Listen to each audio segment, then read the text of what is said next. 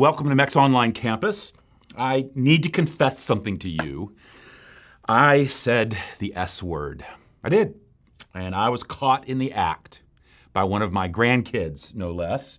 They even told on me. They went right to their parent and said, "Papa said the S word."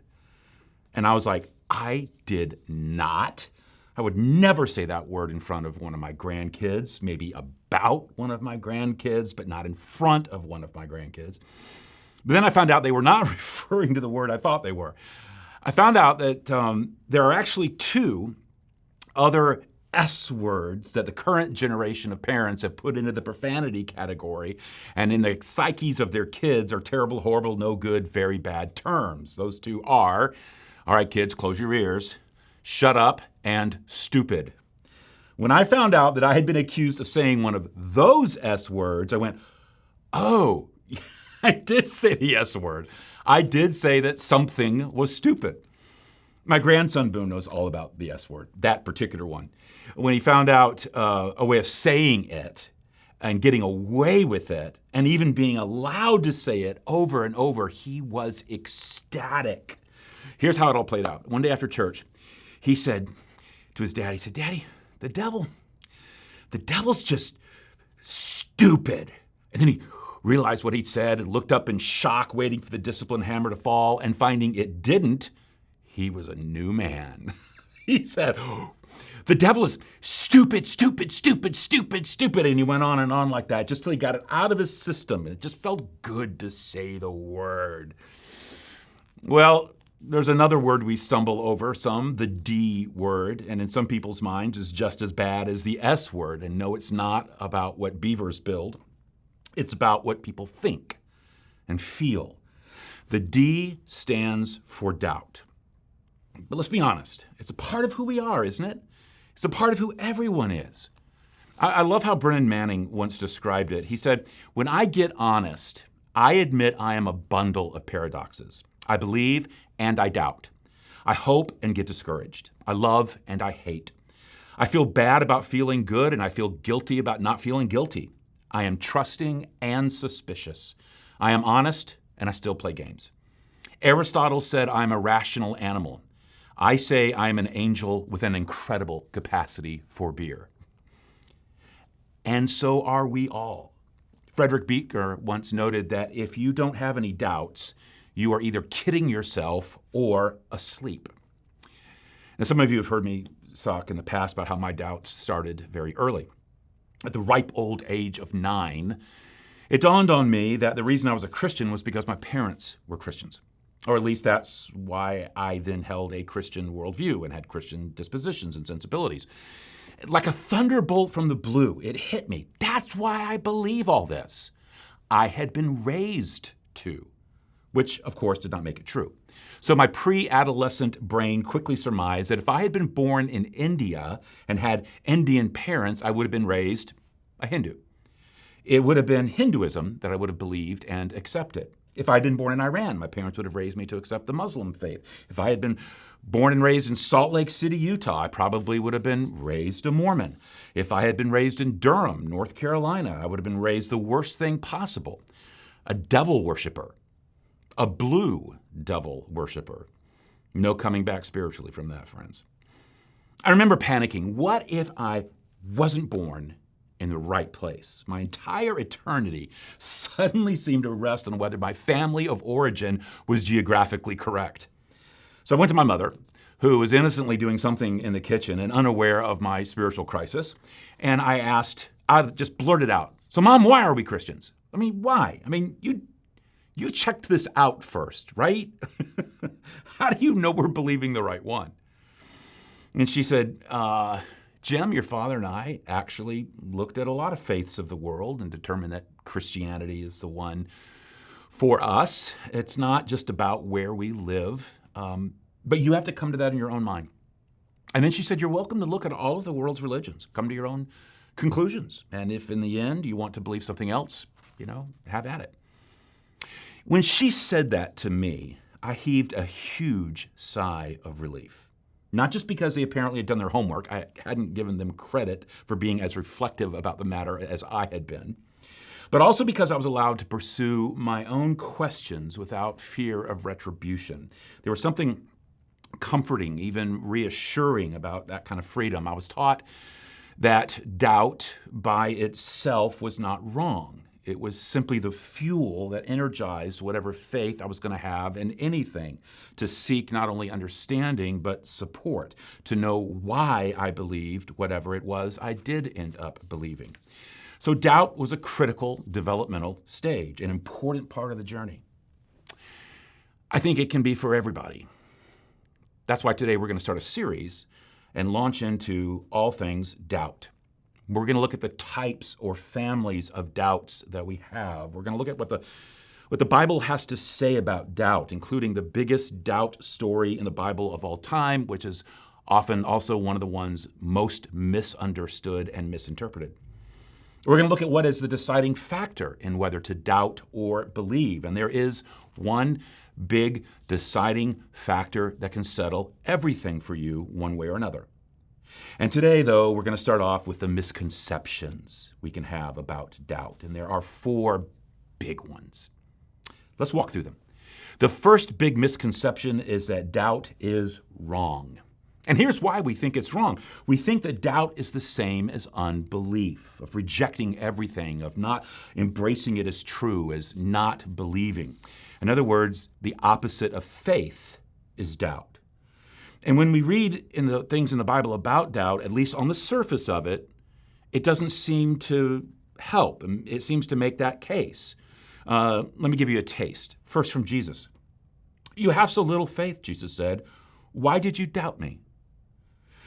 Then Jesus told them, "I tell you the truth. If you have faith and don't doubt, you can do things like this and much more." This was just after performing a miracle. And then this from the New Testament book of James. "If any of you lacks wisdom, you should ask God, who gives generously to all without finding fault, and it will be given to you. But when you ask, you must believe and not doubt, because the one who doubts is like a wave of the sea, blown and tossed by the wind. That person should not expect to receive anything from the Lord. Such a person is double-minded and unstable in all that they do." So, doubt is bad, right? But then you read this in the Bible. "Be merciful to those who doubt." And not only that, right after the resurrection of Jesus, when the disciples encountered the risen Jesus, we read this. "Then the disciples left for Galilee, going to the mountain where Jesus had told them to go. When they saw him, they worshiped him, but some of them doubted." How's that for a moment? The resurrected Jesus in a moment of worship, and some of them were still conflicted with doubts in the midst of that, and not condemned. So it seems like we get a bit of a mixed bag when it comes to doubt. Is it bad? Is it good? Is it just part of the reality of life? I mean, what is it? Well, we're going to get into what the Bible says and means about doubt in this series as we continue to unpack this. But for now, let's get a definition of doubt out there that's very important and will serve us well. This is from Os Guinness, and he's done some of the best writing on doubt. And so let me tip my hat to his writings on doubt for this series as we launch. Doubt is not disbelief. Instead, it's about being in 2 minds. It's a matter of trust, truth, and trustworthiness. Can we trust God? Are we sure? And how can we be sure? Guinness writes, "To believe is to be in one mind about accepting something as true. To disbelieve is to be in one mind about rejecting it. To doubt is to waver between the two, to believe and disbelieve at once, and so to be in 2 minds." In other words, the heart of doubt is a divided heart. Does that sound like a place you've ever been in? Or maybe you're there right now? Well, I certainly have been there, and I'm sure that I will be again. So get it out of your head that doubt is wrong or is just about unbelief. It's not. It's about being in 2 minds about a particular issue. It's about trying to figure it all out, which is 100% legal and 100% necessary. It's needed. See, what does destroy faith? What does destroy faith is when doubt leads to hardened, settled disbelief, to the one mind. When you allow doubt to take hold of your life in an unchallenged, unchecked, unwarranted way, in the face of clear reasons to have faith and to believe. We'll get to that. But for now, let's move on to a second misconception, which is that doubt is a problem for faith, but not for knowledge. Now, let me tell you what is meant by that. Think about the word believe and how we use it. If you were to invite me over to your house for dinner, and I were to answer, yes, we would love to, we will be there, see you at 6, you would know we're coming. You would know to be there, to open up your home, welcome us in, we'd share the meal, share the time. But what if I answered to your question, hey, you want to have dinner? What if I were to say, I believe we can make it? How would you interpret that? A little less likely than we're going to be there, right? See, when someone says that they believe, what it often means is they means that they can do something like, I believe I can be at dinner. It's really like saying yes with doubts. So if I were to ask you if you believe in God, and you answered, I believe I do, or I believe so, that's not super clear or settled, is it? That's not the same as, yes, I do. I do believe in God. Which is why when we talk about doubt, we have to be clear that it isn't just a matter of faith, but also of knowledge, that it impacts both, and it's relevant to both, and it involves both. In other words, don't water down this idea of belief to where it becomes something that's not factual, real, certain. We can't separate faith and knowledge. Our tendency is to treat knowledge as something certain, and then treat faith as something different than knowledge, which means faith isn't something certain. So you have everything rational and everything based on investigation and everything based on proof in one camp. And then over here, outside of that, proof, reasoned rationality camp, you have faith. Faith is treated as something you just have to believe, which is why you'll often hear people talk about having blind faith instead of something based on reality. Something you almost have to just accept without proof, without reason. Something that is not linked to knowing. But true faith, real faith, faith that is real, is very much like a rope. If you're going to use it to climb up a mountain, that rope better be tied to something real at the top. When it comes to God, faith depends on knowledge, and knowledge depends on faith. Without faith, there is no knowledge, and all true faith depends on knowledge. Knowledge and faith cannot be separated, which means doubt isn't just a matter of faith, it's a matter of knowledge, which means it's not just a problem or challenge to faith, but it's a problem and a challenge to knowledge. But see, that's also the value of doubt. It's how you can detect error. Not everything is true, so not everything is to be believed, which ups the ante of the importance of doubt. See, talking about something like the existence of God is not like talking about a philosophical category or a personal sensibility. We're talking about a real, live, personal, spiritual being who either exists or does not. It's not a question just of faith, it's also a question of knowledge. Ultimately, the question, does God exist, can't be answered with, well, I believe so. No, it's either no, he doesn't, or yes, he does. Being in two minds, having doubt about how best to answer that, is being on a journey of faith and knowledge on where you're going to land. Which brings up a third misconception, namely that doubt is something to be ashamed of. Now, this misconception is probably more for those of you who would consider yourselves believers than those of you who are open about not being believers. If you're not a Christian, if you're not a person of faith, you're not ashamed of your doubts at all. In fact, you may even be proud of your doubts. You may even feel superior to those people who are believers for having them because you think it shows that you're more informed, you're better read, you're better researched, you're more advanced in your thinking. But if you're a person who does believe but still has doubts, you may feel guilt for those doubts. You're ashamed of them, and here's why. You think it is dishonest to believe or say you believe if you have doubts. But the state of a believer is not a state of doubtlessness. Instead, it's a state of settled belief with endless unanswered questions. It's when you've reached the point where it takes more faith not to believe than it does to believe. You see, there are 4 ways a believer can respond to doubt. At least 4. The first is you try and silence the doubt and just pretend it never happened. Or second, do nothing and just hope it all goes away. Or third, parade your doubts before anyone and everyone you can to get attention or sympathy. Or fourth, you bring the doubt out into the open and you examine it under the light of your belief. And obviously, it's that fourth and final approach that is healthy and healing, and not something to be ashamed of. Think of it this way. If you think it's bad to have doubts in the context of faith, then ask about whether it's possible to have the opposite.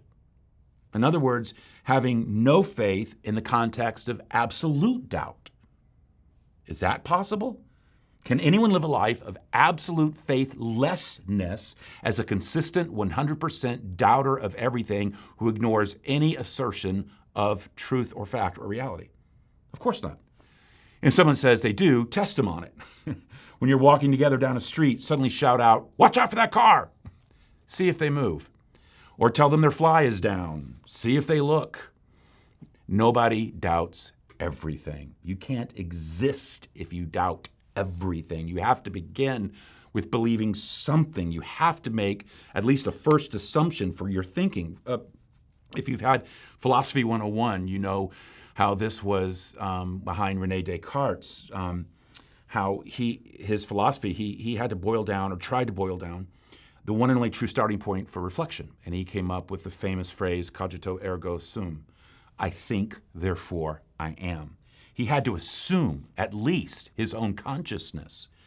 So why do you feel the opposite is true? Why do you feel that if you believe, there can never be a doubt that pops up from time to time? And if we do, it means we either have to shelve our faith and doubt more, or repress our doubts and feel guilty. Doubt is not something to be ashamed of. It is being in two minds on a journey of truth. And you can be settled in your faith, settled in your belief, on a clear path, and ask questions and have questions. And if the Christian faith is true, it'll stand up under any amount of intellectual scrutiny, which means doubts can be resolved and faith can be confirmed. So bring your doubt out of the open and examine it under the light of your belief. But that brings up a fourth misconception. And this is more for those of you who are not believers. If doubt is not something to be ashamed of, I'm going to challenge you. It's also not something to be proud of. And let me see if I can give you some reasons why. First, if all you ever do is say what you don't believe, what exactly have you accomplished? If that's all you do. If you say you don't believe something like the Christian faith or even the existence of God, then what do you believe? Skepticism can sound so deep, and intellectual and academic, but it can also be a sign of laziness in terms of the absence of putting forward anything of a positive nature. In other words, fine, reject the Christian faith, but how do you answer the ultimate questions of life? Because they're not going anywhere. Who are we? Where did we come from? What is our consciousness? What is a soul? I mean, these are questions that beg to be answered. What's your answer? A second reason not to take pride in your doubting is that there are some smart people who believe, people who are just as smart as you. So don't take pride in your doubt as if that's the only informed position anyone can have. You may have always believed that you can't be a Christian and think. You can't be a Christian and be educated because the Christian faith doesn't go along with a truly educated mind. It falls apart when you put it up against contemporary knowledge. It doesn't stand up. So it's for feelers, not thinkers. It's for the brainwashed, not the brain trained, the unschooled, not the schooled. So doubt is superior to faith. When I hear that from someone, all I can do is say, well, all I can do is give you my testimony. I mentioned earlier how at an early age I launched into my own journey of doubt. And it wasn't blind faith that led me to embrace the Christian faith. It isn't blind faith now. It's born of the crucible of faith and knowledge. I went to college. After college, I went on to graduate school and earned a master's degree. I then went on to get a PhD, where I was awarded a teaching fellowship for academic excellence and was also named assistant to the dean of the graduate school. I then became a visiting scholar at Vanderbilt University and later did postdoctoral studies at Oxford University in England. I then hit the academic holy grail by having my doctoral dissertation accepted for publication. I soon received invitations to teach at various colleges and universities. I have been a visiting or adjunct professor at nearly a dozen institutions, both here and in the UK. And as some of you know, I became president of one of the leading graduate schools of its kind in the nation. And while serving in that role, I was on a council that coordinated an academic partnership of such schools as Boston College, Boston University, and Harvard. After that, I continued as a ranked adjunctive professor at one school. I was on the President's Advisory Council of a second, and even now serve as a distinguished professor at a third school. Now, to be honest with you, I'm not particularly impressed with all of that.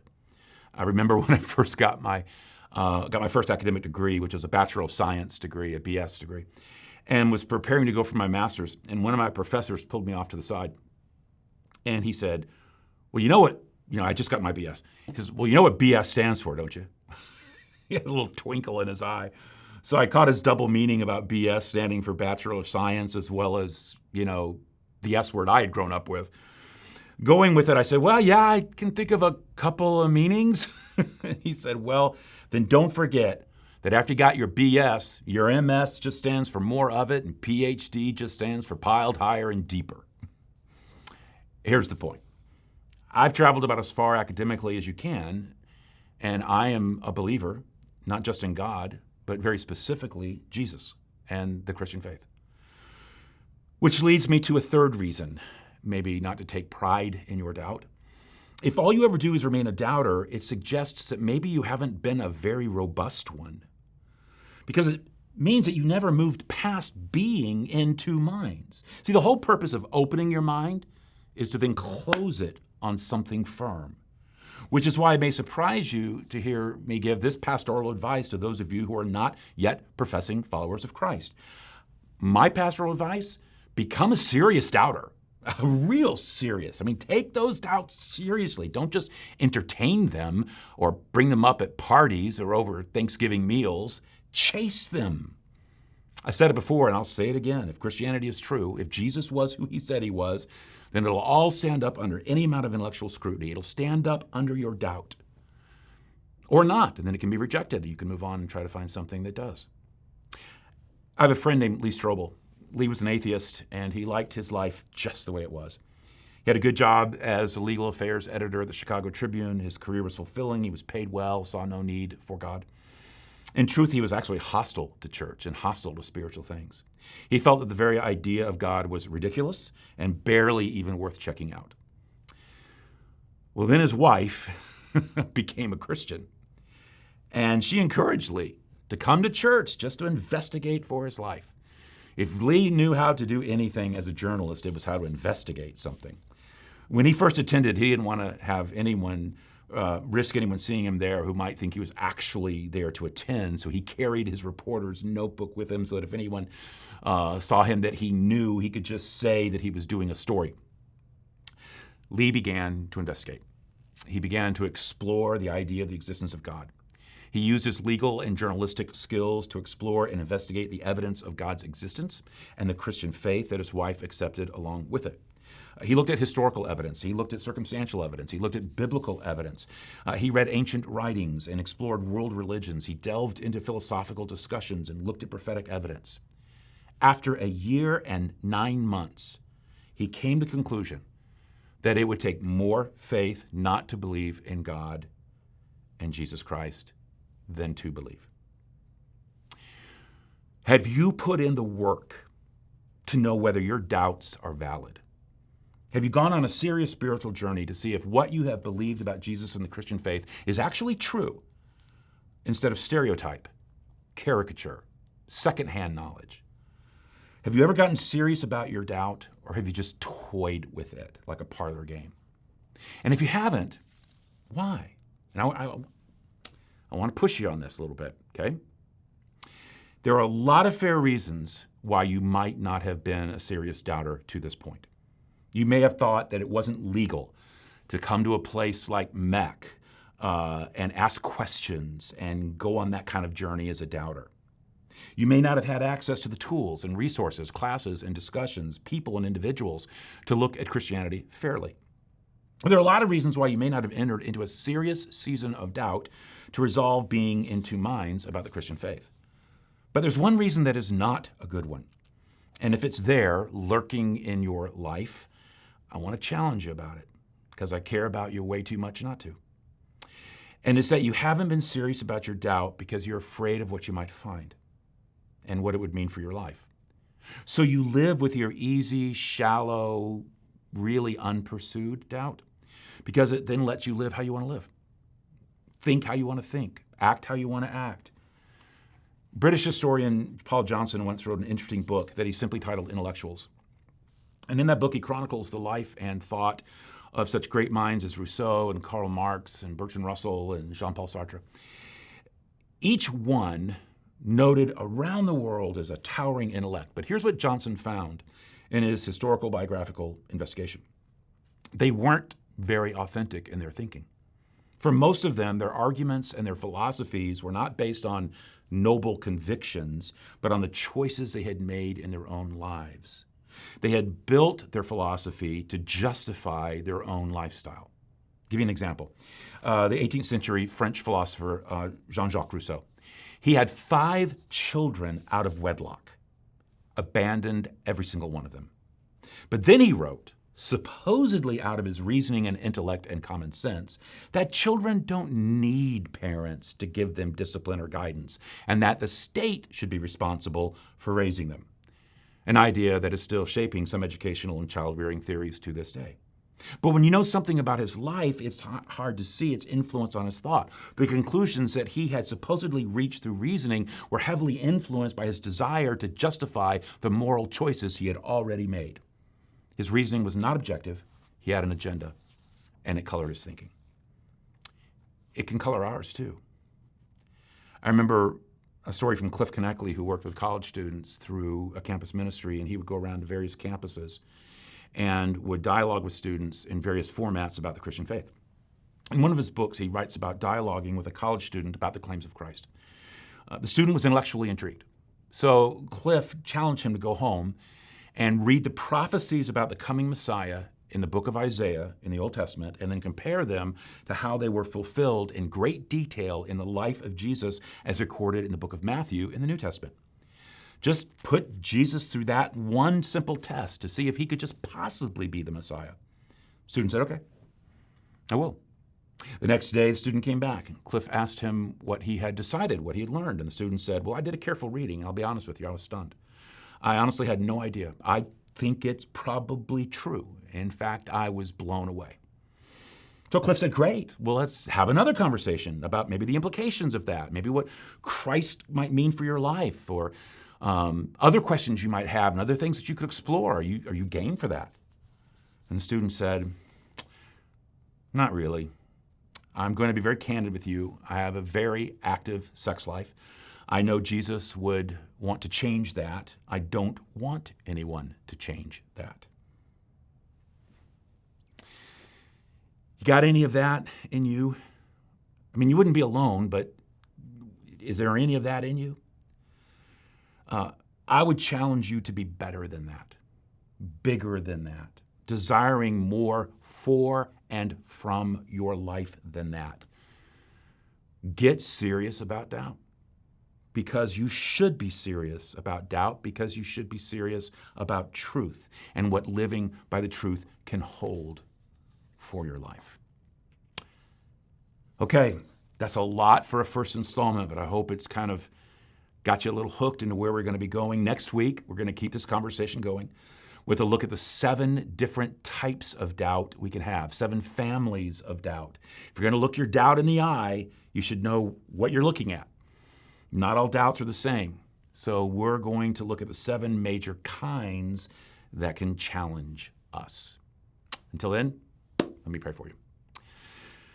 Oh, Father, thank you so much that you welcome our doubts and you're not threatened by them, and that you know how everyone who has ever come to you came to you, started their journey with being in 2 minds, and how even once we come to you and we follow you and we embrace you and we believe in you, our mind can still split apart at times. And we keep our faith, but we come to you with our questions. And again, that's legal too. Just thank you for being very secure in who you are and patient with us. Father, I pray for those who have not yet got on a serious journey of doubt that they would chase it tenaciously, and in the end, reject the Christian faith or accept it. I am convinced that an honest journey will end in its acceptance, but that is for them to determine, and I pray they'll go on that journey. And I know that you welcome that journey as well for them. Anyway, I pray all this in the name of Jesus. Amen.